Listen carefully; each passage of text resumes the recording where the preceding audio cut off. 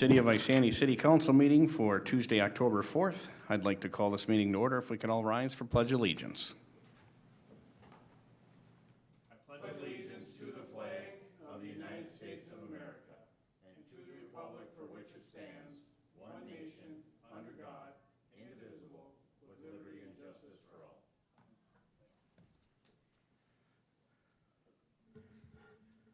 Doing roll call. All council members are present. Any public comment at this time? State your name and address for the record and step up to the podium if you would, please. George Heeman, 323 Palomino Road. Yeah, there we go. It doesn't go down that short. All right, well, try to explain this the best I can. I received this letter from the city of Isani about water testing. And I don't believe private well owners should be held to any different standards than county or state landowners. I lived at my place 32 years before the city, well, we know what happened. Never once was required to take a well test. For one, it's on the honor system. It's really stupid. It's $90 a year to send it into the city and have them do it. You can have it done cheaper somewhere else if you hunt around. But my point is, it's on the honor system, so anybody who wanted to cheat it could cheat it.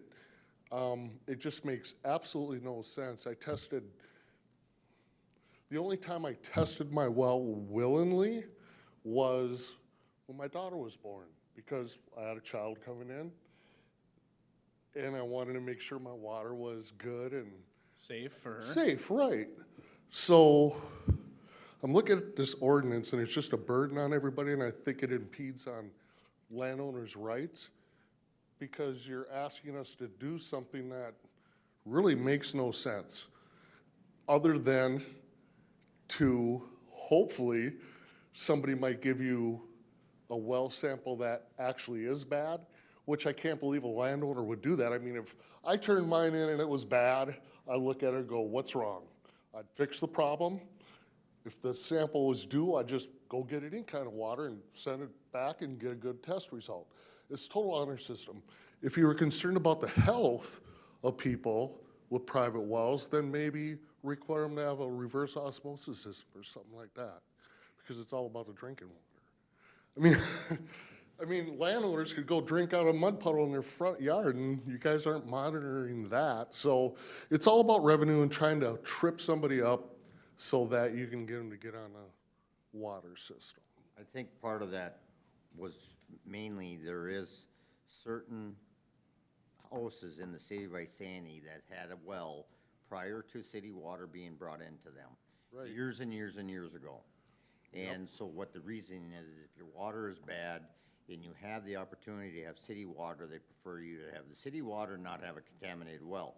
Right. But if I remember, and Dan, you could probably remind me on this, I think we've had this conversation a dozen times with you people that were annexed in, that was all kind of, it was pushed off to the side, because if your well goes bad, it's to force you that if you have city water, to get city water. That's what that's about. George, you have to understand, that is not just the city of Isani. This is statewide. It's not just the city of Isani. No. Okay. George, I'm not gonna argue with you, Okay. okay? I'm trying to give you an explanation for this, okay? 99.999% of the cities which I work in, which I do well water work in, yes, they do not want you to have a private well. True. Plain and simple. True. So most cities carry that same philosophy. But when that annexation thing went in, until your well goes bad, where you can't get water out of it anymore, and you have the capability of getting city water, that was all kind of pushed to the side. Some things I think have fallen through the crack where we have allowed some things, and people have gotten letters on, I don't want to get into specifics at this moment, which we already agreed to that wasn't a problem, and it was addressed, and after we found out about it, it was too late.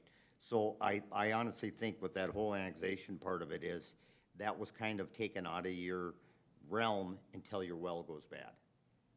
Okay. Okay, well, let me clarify. I got a letter, says I gotta pay $90 every single year Which I don't for as think, long as I live there. I don't think you have to pay the 90. I think you just have to provide the test. So if you find it for somebody that's $40, $50, so be it. Right, but it makes no sense. It's not even an honest sample, like I said. True. So why have an ordinance to burden a private landowner and hold them to a higher standard than the county or the state of Minnesota or the federal government holds us private well owners to? We both know what the reason is. You're hoping that you can get us to connect to the city's sewer and water. Right. But that isn't the way it should be. I mean, that's overreach of government. That's just the way I look at it. I wouldn't disagree with that. I always felt like city water isn't that good to drink anyway. That's why you got everybody filtering it, like over the grocery store. Everybody or in does, their yes. private homes, or everybody's buying bottled water. I'm telling you, 90% of the people don't drink their tap water anyway. I certainly don't. I filter it twice before I'll drink it, Yeah, well, in my own home. See, and I agree, so So then do I. why burden us with a water test, a private landowner with a private well, when we know what our options are? Of course, I got a reverse osmosis system, I don't need one, but I have one because we want the safest, cleanest water we can have. Right. And I'm sure every landowner who has a private well is the same way. And I just think that to get burdened, I mean, it costs money for the city to send out letters every year too. You'll save a little bit of money and you don't have to, so you want this thing revoked, Have is you- that what you're saying? yeah, I think the ordinance should not be there. And if it is, then maybe once every 10 years or something like that. Every year is ridiculous. Once every 5, I think, would be. Some of that is, comes, we don't want, like to say it, but some of that can come down to a legal matter for the city. You live in with city limits, regardless if you're hooked to city water or have a well of your own, that water is within city limits. I think it's something what we could definitely look into, George. Okay. Most definitely. And if Stephanie, it's you're a- feasible, I'm not, Can't act on that now anyway. yeah, I'm Stephanie's- not gonna yeah. argue with Councilman Burgley that if it's feasible, we can do away with it. But if there's some hook somewhere somehow, you know me, I'll just tell you. Yeah, I don't see how the city could be liable for it. I mean, there's still houses that, They always say the city's liable for something, George. yeah. Always. Good attorney will say that we're liable. Yeah. Well, then I could have held the county liable if my well was contaminated.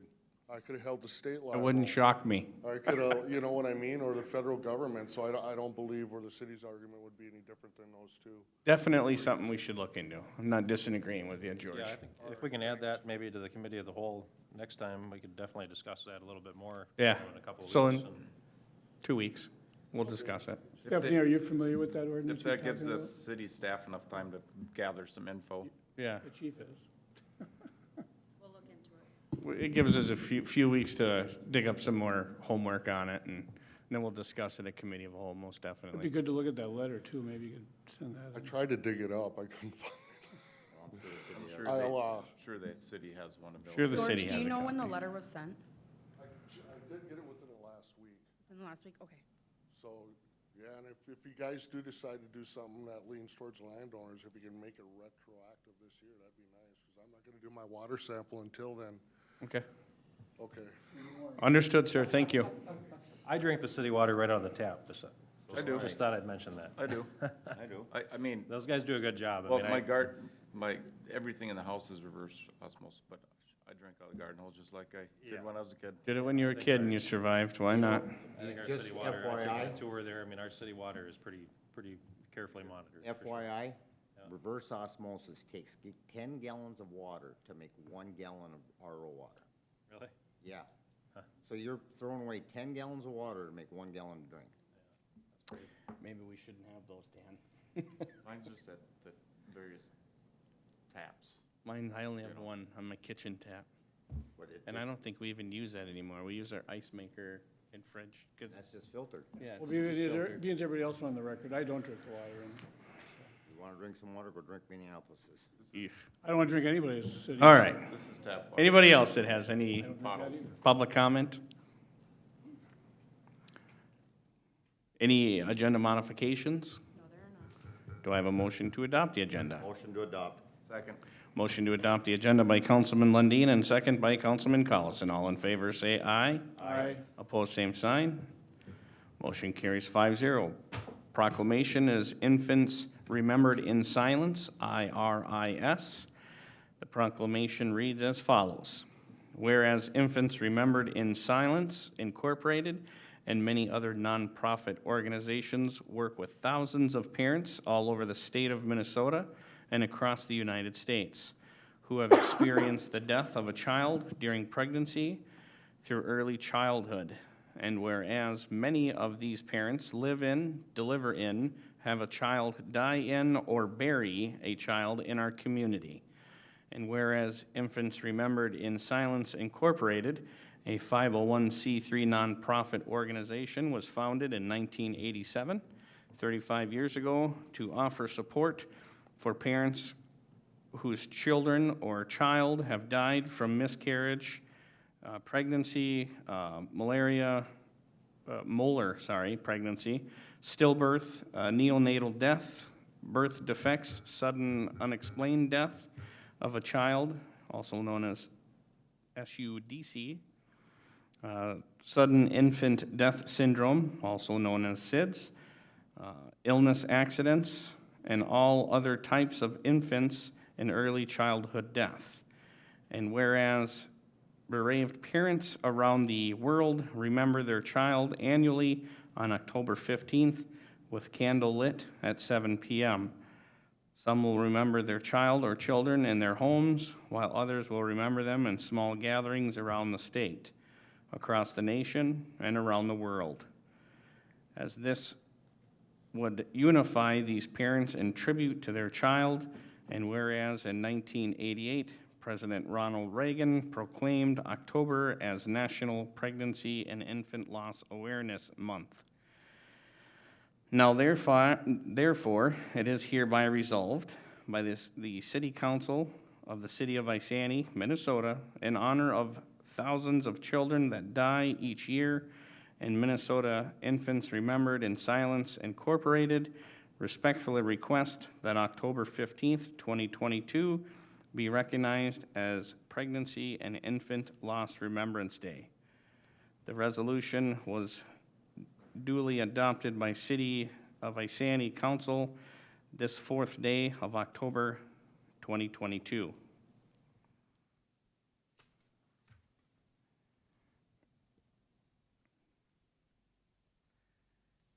Approval of the city council minutes for September 20th, regular city council meeting, as well as a September 20th, 2022 committee of the whole meeting. Motion to approve. Motion to approve by Councilman Lundin and seconded by Councilman Burgley. All in favor, say aye. Aye. Aye. Opposed, same sign. Motion carries 5-0. Announcements. City offices will be closed Monday, October 10th in observation of Columbus Day. Committee of the whole will be Tuesday, October 18th at 5 p.m. City Council will also be Tuesday, October 18th at 7 p.m. with a Planning Commission meeting Tuesday, October 18th, immediately following that City Council meeting. Any council committee reports?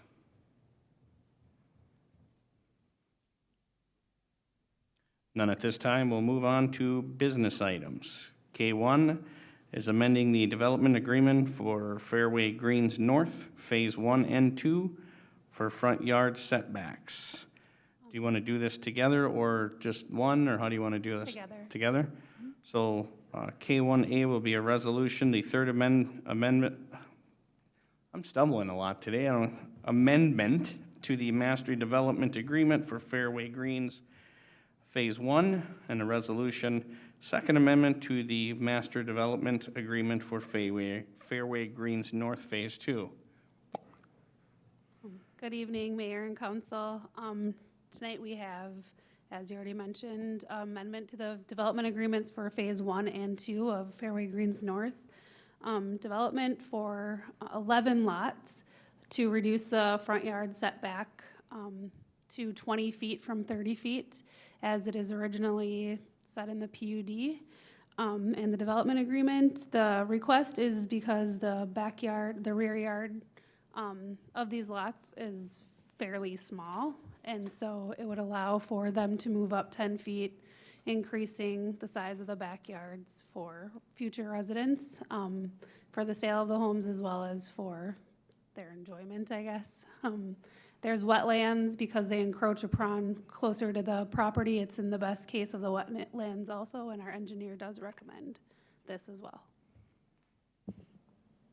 We did this for the other one, did we not? Yeah, but they did this prior to doing the building. The other one didn't. I make That's a good. motion to accept or approve. 1A and 1B? Yes, 1A and 1B, 2, whatever. Motion to accept 1A and 1B by Councilman Lundin and a second by Councilman Collison. All in favor, say aye. Aye. Opposed, same sign. Motion carries 5-0. We'll move on to K2, a resolution approving the site plan for a commercial building for Rockstead and Company. Tonight we have the site plan approval request for a commercial building with tenant spaces located at 108 Main Street East for Rockstead and Relics, Rockstead and Company. Currently, they are in the Dual Square Mall and looking to expand on the city lot they acquired this year. Motion to approve. Second. Motion to approve by Councilman Lundin and a second by Councilman Collison. All in favor, say aye. Aye. Opposed, same sign. Motion carries 5-0. K3, resolution approving site plans for manufacturer building for Special Tools Incorporated. We have another site plan approval request for a manufacturing building for Special Tools, Inc. on one of the remaining last lots of the industrial park. So they purchased from the city earlier this year as well, and they're excited to build and move forward. Motion to approve. Second. Motion to approve by Councilman Lundin and a second by Councilman Burgley. All in favor, say aye. Aye. Opposed, same sign. Motion carries 5-0. Anything in the consent agenda we need to discuss, gentlemen? What's the donation box at the liquor store for? The food shelf, I think, for Family Pathways. That is correct. Motion to approve. Second. Motion to approve by Councilman Lundin and a second by Councilman Collison. All in favor, say aye. Aye. Opposed, same sign. Motion to adjourn. Motion carries. Motion to adjourn by Councilman Burgley and a second by Councilman Collison. All in favor, say aye. Aye. Opposed, same sign. Motion carries 5-0. Therefore, we stand adjourned.